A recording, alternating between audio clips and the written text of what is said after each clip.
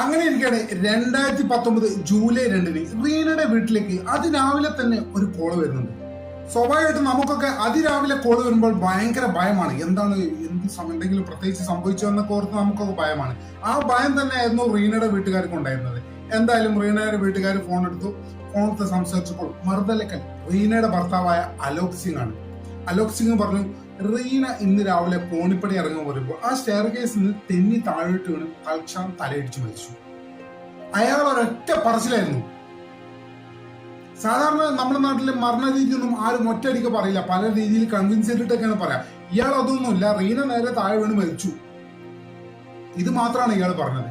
ഇത് കേട്ട റീനയുടെ ബന്ധുക്കള് ആകെ ഞെട്ടിപ്പോയി. എന്ത് സംഭവിച്ചു? സ്റ്റെയർ കേസിൽ നിന്ന് വീഴുന്നത് ഒരാൾ മരിക്കേ, അതിന് ആശുപത്രി കൊണ്ടുപോകാൻ സമയം കിട്ടിയില്ല. ഇത്തരം സ്വാഭാവികമായിട്ടുള്ള സംശയങ്ങളൊക്കെ റീനയുടെ ബന്ധുക്കൾക്ക് ഉണ്ടായി. എന്തായാലും റീനയുടെ അച്ഛനായ രാജ്നാഥ് സിംഗിന് ഈ കാര്യത്തിൽ ഭയങ്കര സംശയമാണ്. അദ്ദേഹം റീന സ്വാഭാവികമായിട്ട് മരിച്ചു എന്ന് വിശ്വസിക്കുന്നേയില്ല.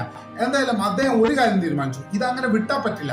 ഉടൻ തന്നെ അദ്ദേഹം അടുത്തുള്ള പോലീസ് സ്റ്റേഷനിൽ പോയി ഒരു പരാതി എഴുതി. തന്റെ മകൾ ഇത്തരത്തിൽ മരണപ്പെട്ടുവെന്നും ഇത്തരത്തിൽ അപകടം പറ്റിയെന്നും അതിനെ തുടർന്ന് മരണപ്പെട്ടുവെന്നും ഇതൊരു അപകട മരണമല്ല, കൊലപാതകമാണ് എന്ന് സംശയിക്കുന്നുവെന്നും അതിന്റെ പല കാരണങ്ങളും പോലീസുകാരുടെ മുന്നിൽ റീനയുടെ അച്ഛൻ രാജ്നാഥ് സിംഗ് നിരത്തി.